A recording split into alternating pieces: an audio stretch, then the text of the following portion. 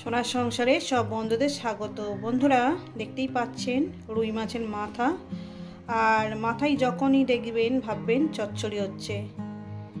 রুই মাছের মাথা দিয়ে চচ্চড়ি করে দেখাবো। এখানে রুই মাছের মাথাটা ভালো করে ধুয়ে পরিষ্কার করে লবণ আর হলুদ মাখিয়ে নিয়েছি। আর এখানে আছে আপনার মূলো, কাঁচা লঙ্কা, আলু। এখানে আছে আপনার শিম, বিন কড়াই আর বেগুন। আর দিয়েছি এখানে বেতো শাক। বেতো শাক দিয়ে এতগুলো সবজি মাছের মাথা দিয়ে চচ্চড়ি করে দেখাবো। এই রেসিপিটা আপনাদের ভালো লেগে থাকলে অবশ্যই কিন্তু কমেন্ট করে জানাবেন। রেসিপিটাকে লাইক করবেন, শেয়ার করবেন।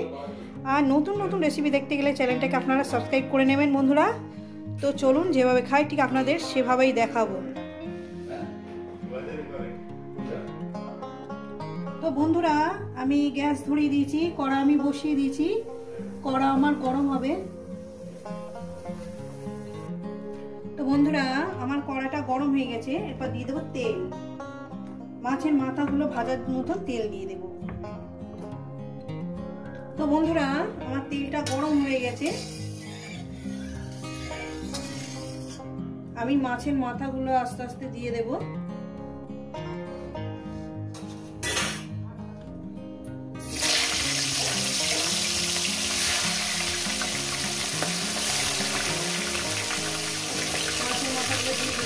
যতগুলো ধরে ততগুলোই আমি দিয়ে দিলাম, যেহেতু সব কিছু চচ্চড়ি হবে।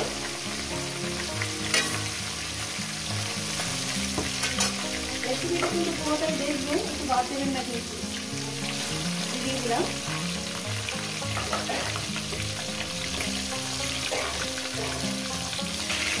তো বন্ধুরা মাছগুলো আমি অত সাইড দিয়ে মিশিয়ে দেবো মাছের মাথাটাকে। এইভাবে আপনারা ভেজে নেবেন। আর আমার মা একটু চচ্চড়ি খেতে ভীষণ ভালোবাসে। আমার মা ভালোবাসে, ভগবান দাস ভালোবাসে, আর আমার ভগ্নি তো খুবই ভালোবাসে মাছের মাথা দিয়ে চচ্চড়ি। চচ্চড়ি আমার প্রায় রেগুলারই প্রত্যেক দিনই করতে হয়। খুব সুন্দর করে মাছের মাথাগুলো আমি ভেজে নেব। তো বন্ধুরা মাছের মাথাগুলো আমার ভাজা হয়ে গেছে। আমি এই মাছের মাথাগুলো তুলে নিলাম, কিন্তু বাদ বাকি মাছের মাথা একেবারে ভেজে নিয়ে আমি তুলব।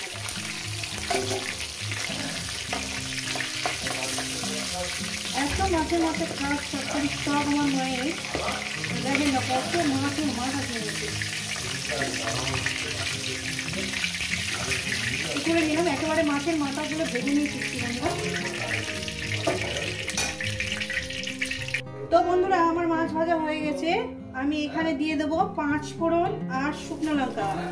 5 ফোড়ন আর শুকনো লঙ্কা, 5 ফোড়নের ফ্লেভারটা সবচেয়ে চচ্চড়ির মধ্যে খুব দারুণ টেস্টটা আনে। তা 5 ফোড়ন আর শুকনো লঙ্কাটাকে দিয়ে এটাকে আমি কয়েক সেকেন্ড একটু ভেজে নেবো, যাতে তেলের মধ্যে ফ্লেভারটা চলে যায়। কয়েক সেকেন্ড একটু নাড়াচাড়া করে নেবো আমি। এরপর দিয়ে দেবো আমি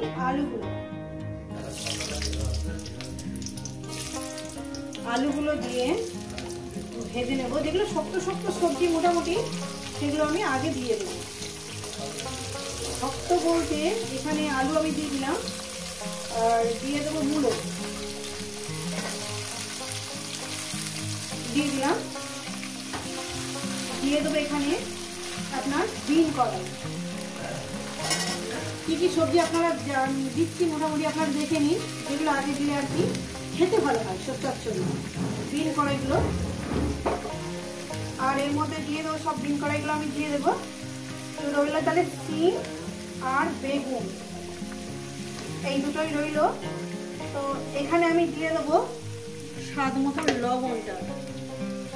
যেহেতু লবণটা দিয়ে দিচ্ছি এই কারণে যাতে সুন্দরভাবে সবজিটা আমার ভাজা ভাজা হয়ে যায়। 1 চামচ চুর করে দিলাম, আর হয়তো লাগবে না। দিয়ে ভালো করে সুন্দর করে মিনিট 5 ধরে আমি এটাকে সবজিটাকে সুন্দর করে ভেজে নিব। যেভাবে রান্না করছি আপনারা ঠিক সেইভাবে রান্নাটা করবেন।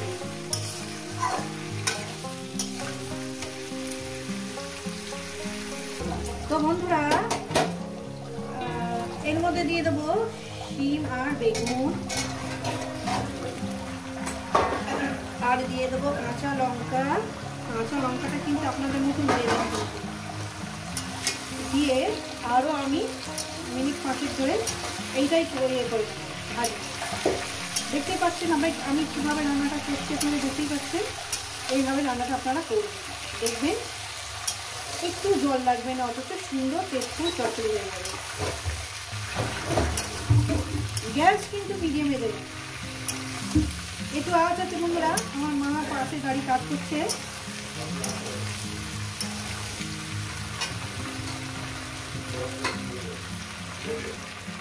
তো বন্ধুরা দিয়ে দেবো এখানে হলুদের গুঁড়ো। হলুদের গুঁড়োটা দিয়ে দিলাম 1 চামচ চুর করে আমি দিলাম। রেসিপিটা আপনাদের কেমন লাগছে অবশ্যই কিন্তু কমেন্টের মাধ্যমে বলবেন। কিন্তু আমি একসঙ্গে সবজিগুলো দিয়ে কোনোদিন আমি চচ্চড়ি করি না। আমি আগে কিছু সবজি দিই, পরে যেগুলো শক্ত আর কি, শক্ত সমর্থ সবজি সেগুলো আমি আগে দিয়ে দিই। তারপর আমি যেগুলো তাড়াতাড়ি হয়ে যায় সেগুলো পরে দিয়ে দেবো। এখানে আদা,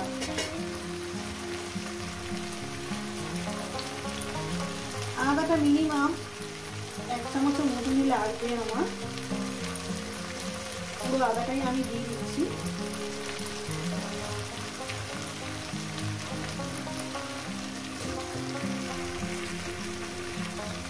আদা দিয়ে দিলাম, দিয়ে এটাকে আমি সুন্দর করে চচ্চড়িটা করবো।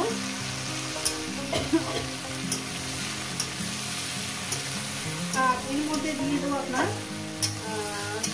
শাক, বেতো শাক। দেখুন বন্ধুরা কত বড় বড় চচ্চড়ি হচ্ছে। বেতো শাকটাকে দিয়ে দেবো। যতক্ষণ না বেতো শাকটা মজে আসছে ততক্ষণ এটাকে রান্না করতে হবে। মাছের মাথাটা আমি পরে দেবো, এটাকে আমি মজিয়ে নিয়ে আসবো। দিয়ে দেবো মাছের মাথা, মাছের মাথাগুলো দিয়ে দিলাম। এবার আস্তে আস্তে রান্না করতে থাকবো বন্ধুরা।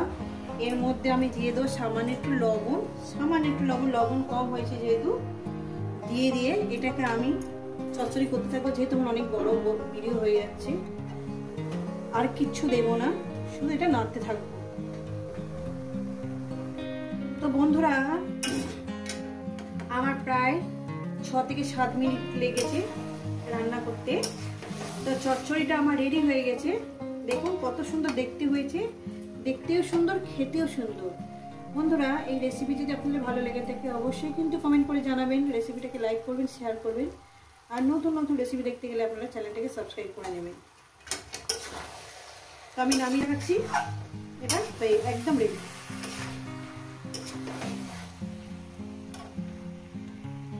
তো বন্ধুরা আবার নতুন কোনো রেসিপির সঙ্গে দেখা হবে। সবাই সুস্থ থাকবেন, ভালো থাকবেন, আর আমার নিত্য নতুন ভিডিও দেখবেন। খুব সুন্দর হয়েছে, এইভাবে কিন্তু বানিয়ে খাবেন।